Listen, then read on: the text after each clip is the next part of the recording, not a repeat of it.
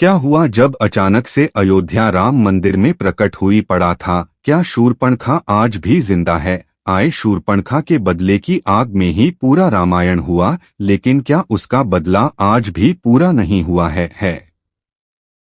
अयोध्या राम मंदिर में रात्रि के समय दिखाई दी एक नकाबपोश महिला, आखिर क्या है इसके पीछे की सच्चाई? आए मजदूरों ने जो अपनी आंखों देखी बताई सुनकर आपके पैरों तले जमीन के साथ जाएगी। आज की वीडियो में बड़े रहस्य से पर्दा उठेगा। वीडियो के साथ अंत तक बने रहे। सबसे पहले, अगर आप एक सच्चे सनातनी है और राम मंदिर बनने से प्रसन्न है तो वीडियो को लाइक करके कमेंट बॉक्स में जय श्री राम जरूर लिखें। साथ ही कार सेवकों के लिए श्रद्धांजलि भी जरूर दे, जिन्होंने हंसते हंसते राम मंदिर निर्माण के लिए अपने प्राण न्यौछावर कर दिए। लेकिन अब राम मंदिर प्राण प्रतिष्ठा की तैयारी पूरी हो चुकी है। मंदिर प्रांगण सज चुका है, परिसर तैयार है, गर्भगृह प्रतीक्षा में है और 140 करोड़ भारतीयों की आंखें इस वक्त अयोध्या की ओर हैं। राहों में पलक बिछाए श्रद्धालु बस कुछ पल का इंतजार कर रहे हैं, जब श्री राम ने ग्रह की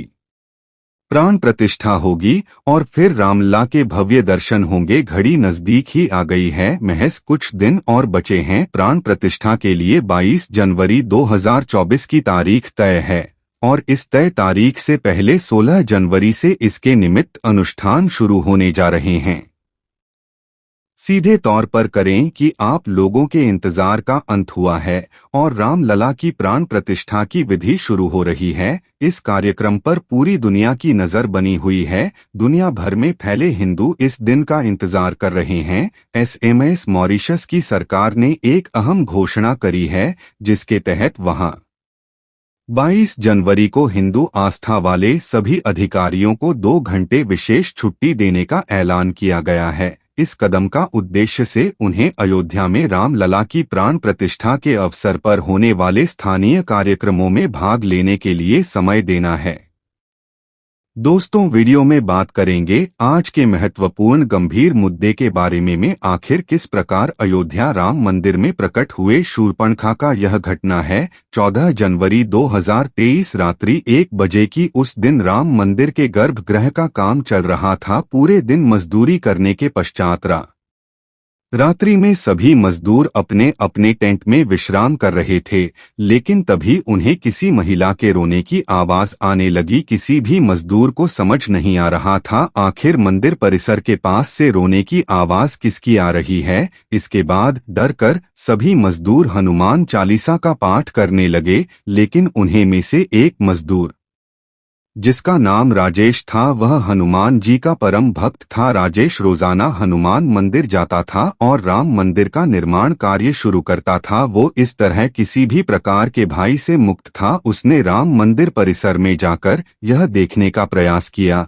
कि आखिर वह रोने की आवाज के इस महिला की है, क्योंकि वह 3 साल से राम मंदिर में मजदूरी का कार्य कर रहा था। ऐसे में राम मंदिर का हर एक रास्ता, हर एक कोना वह अच्छी तरह से जानता था। आवाज का पीछे आप करते करते वह एक ऐसे कक्ष तक पहुंचा जहां पर उसे एक रोती हुई औरत दिखाई दिया, लेकिन उसका मुंह नकाब से नाकाम हुआ था। राजेश ने उनसे पूछा, बहन जी, आपको आखिर क्या समस्या है?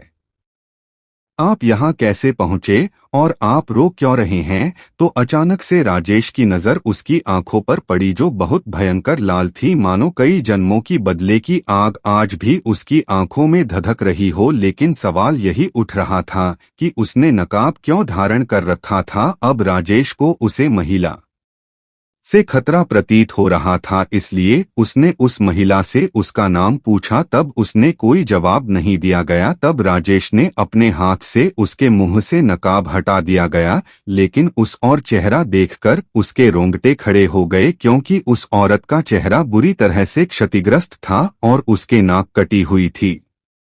कुछ देर के लिए राजेश हैरत अंगेज रह गया। उसे बहुत बड़ा धक्का लगा। उसने अपने कदम पीछे कर लिए और दूसरे कक्ष में चला गया और कुछ देर बाद जब बार फिर से उस कक्ष में उस महिला को देखने गया, तब वह वहां से गायब हो चुकी थी। इसके बाद राजेश हक्का बक्का रह गया। वह पुनः मजदूरों के टेंट में पहुंचा और सभी को सच्चाई बताई तो सब डर के मारे कांप रहे थे। लेकिन कुछ मजदूर हिम्मत करके पुनः राम मंदिर परिसर में पहुंचे, लेकिन कोना कोना देखने के पश्चात भी उन्हें वहां कोई महिला दिखाई नहीं दी। तब सभी लोग इसे राजेश का भ्रम समझ रहे थे, लेकिन सबके मन में एक संशय था, क्योंकि रोने की आवाज तो सभी को सुनाई दी थी। रामायण में सभी राक्षसों का वध हुआ था, लेकिन शूर्पणखा का वध नहीं हुआ था। लक्ष्मण ने उसकी नाक और कान काट कर छोड़ दिया गया था। वह कपड़े से अपने चेहरे को छुपाकर रहती थी। रावण के मर जाने के बाद वह अपने पति के साथ शुक्राचार्य के पास गई और जंगल में उनके आश्रम में रहने लगी। राक्षसों का वंश खत्म न हो, इसलिए शुक्राचार्य ने शिवजी की आराधना की। शिवजी ने अपना स्वरूप शिवलिंग शुक्राचार्य को देकर कहा कि जिस दिन कोई वैष्णव यानी हिंदू इस पर गंगा जल चढ़ा देगा, उस दिन राक्षसों का नाश हो जाएगा। उस आत्मलिंग को शुक्राचार्य ने वैष्णव मतलब हिंदुओं से दूर रेगिस्तान में स्थापित किया, जो आज अरब में मक्का मदीना में है। इसका मतलब यही निकलता है कि रामायण में सभी राक्षसों का अंत हो गया, लेकिन शूर्पणखा का अंत नहीं हुआ और उसने अपनी काली विद्याओं का सहारा लिया और अजर अमर हुई। शायद रात्रि के समय राजेश ने जिस नाक कटी हुई महिला को देखा था वह शूर्पणखा हो सकती है। जैसे जैसे प्राण प्रतिष्ठा की घड़ी नजदीक आ रही है, अयोध्या में हमें कहीं चमत्कार देखने को मिल रहे हैं। हर तरफ केवल राम नाम की ही धुन है और अयोध्या में ही नहीं, देश के हर एक शहर में दिवाली मनाई जा रही है। लेकिन दोस्तों, हम सभी जानते हैं राम मंदिर का निर्माण करोड़ों सनातनियों के लिए गौरव का विषय है। लेकिन हाल ही में सोशल मीडिया पर वायरल हो रही कुछ वीडियो में हमें देखने को मिलता है कि किस प्रकार कुछ मुस्लिम लोग, जिसमें बच्चे भी शामिल हैं, वे अभी भी बदले की भावना अपने अंदर रखते हैं। उनका कहना है कि जब सरकार उनकी होगी तो वे मंदिर को तोड़ देंगे। आगे की वीडियो में हम ऐसे कट्टरपंथी विचार रखने वाले लोगों को मुंहतोड़ जवाब देने वाले हैं। आप भी वीडियो को अंत तक देखते रहिए, आपके मन का भय भी समाप्त हो जाएगा, क्योंकि राम मंदिर की सुरक्षा के लिए इजराइल जैसे अचूक डिफेंस सिस्टम का इस्तेमाल किया जा रहा है। हमास द्वारा जो हमले इजराइल पर किए गए थे उसे आयरन डोम तकनीक के जरिए हवा में ही नेस्तनाबूद कर दिया गया था। कुछ इसी प्रकार की तकनीक वाली सिक्योरिटी मशीन मंदिर की सुरक्षा के लिए लगाई गई है। यह मशीन मंदिर के 4 किलोमीटर के दायरे में सिक्योरिटी जोन क्रिएट करेगा। दायरे में कोई भी ऑब्जेक्ट अगर आ रहा होगा तो उस ऑब्जेक्ट को यह तुरंत अपने कब्जे में ले लेगा। यह ऑब्जेक्ट कुछ भी हो सकता है। उन्होंने कहा कि इस इलाके में परिंदा भी अगर उठ रहा होगा तो यह उसकी तस्वीर हमें बता देगा। कब्जे में लेने का मतलब यह है कि हवा में ही वह उसके डायरेक्शन को बदल देगा। प्राण प्रतिष्ठा के मौके को खास बनाने के लिए देश विदेश से आई और ध्यान के लिए उपहार भेजे जा रहे हैं। नेपाल और श्रीलंका से भी अयोध्या के राम मंदिर के लिए विशेष उपहार भेजे जा रहे हैं। आइए जानते हैं इनमें क्या क्या खास है। से सीता की जन्मभूमि नेपाल के जनकपुर से भगवान राम के लिए 3000 से अधिक उपहार अयोध्या पहुंचे हैं। इनमें चांदी के जूते, आभूषण और कपड़ों सहित कई अन्य उपहार शामिल है। नेपाल के जनकपुर धाम राम जानकी मंदिर से लगभग 20 वाहनों के काफिले में रखकर इन उपहारों को अयोध्या लाया जा रहा है। साथ ही साथ गुजरात के वडोदरा में 6 महीने में तैयार की गई 108 फुट लंबी अगरबत्ती 18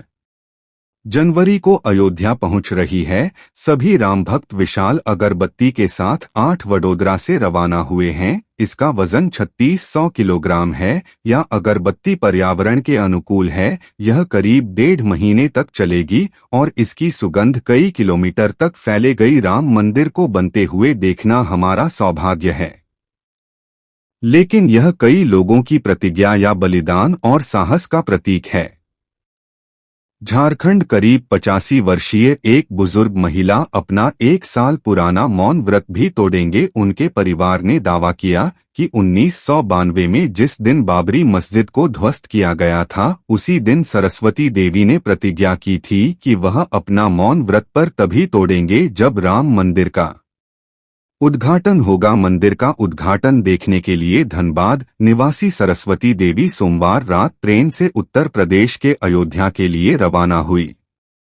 सरस्वती देवी को अयोध्या में मौनी माता के नाम से जाना जाता है। वह परिवार के सदस्यों के साथ संवाद सांकेतिक भाषा के माध्यम से करती हैं। अब राम मंदिर बनने के बाद 22 जनवरी को अपना मन तोड़ने वाली है। उनके प्रतिज्ञा वास्तव में सराहनीय है। दोस्तों, प्रभु श्री राम किसी एक के नहीं हैं, वे सब के हैं। उन्होंने धरती पर रहकर सदैव मानवता का परिचय दिया गया और मर्यादा पुरुषोत्तम कहलाए।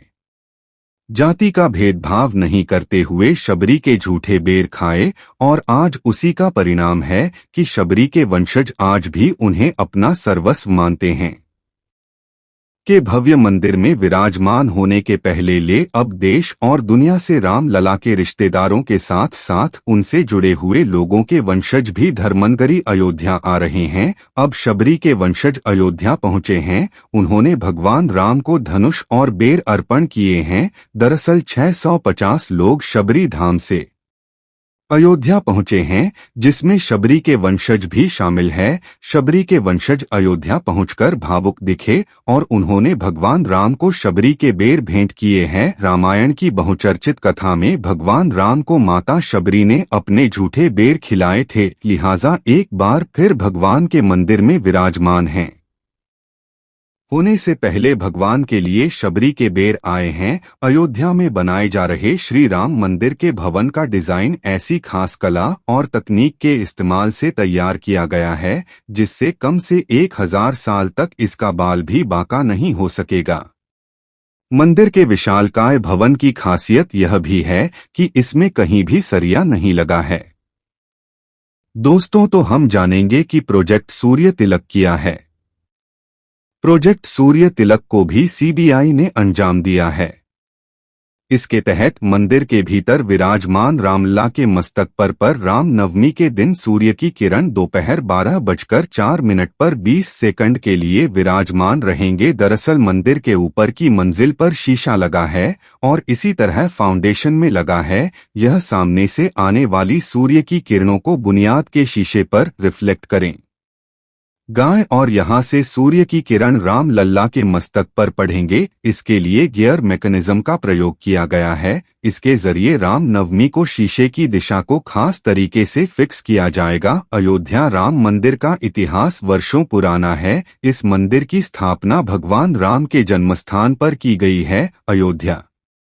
अयोध्या राम मंदिर का इतिहास हिंदू ग्रंथ वेदों, भगवान राम की रामायण और पुराणों में भी मिलता है रहा है। यहाँ पर भगवान राम का बचपन बीता था। इस मंदिर को 16वीं शताब्दी में मुगल सम्राट बाबर द्वारा ध्वस्त कर दिया गया था और उस स्थान पर एक मस्जिद का निर्माण किया गया जिसे बाबरी मस्जिद के नाम से जाना जाता है। सदियों बाद 19 में हिंदू राष्ट्रवादियों द्वारा इस मस्जिद ध्वस्त कर दिया गया था, जिससे देश भर में व्यापक हिंसा और तनाव का माहौल पैदा हो गया था। अयोध्या विवाद हमेशा से विवादास्पद मुद्दा और लोगों के बीच में चर्चा का विषय रहा है, लेकिन 2019 में भारतीय सर्वोच्च न्यायालय द्वारा राम जन्मभूमि मंदिर के निर्माण के पक्ष में फैसला सुनाया गया अर्थात जो भाग्य मंदिर आज अयोध्या में बंका हो, कहीं हजार कार सेवकों को वह सच्चे सनातनियों के बलिदान का प्रमाण है। आप भी नीचे कमेंट बॉक्स में सभी कार सेवकों को एक श्रद्धांजलि जरूर दीजिएगा।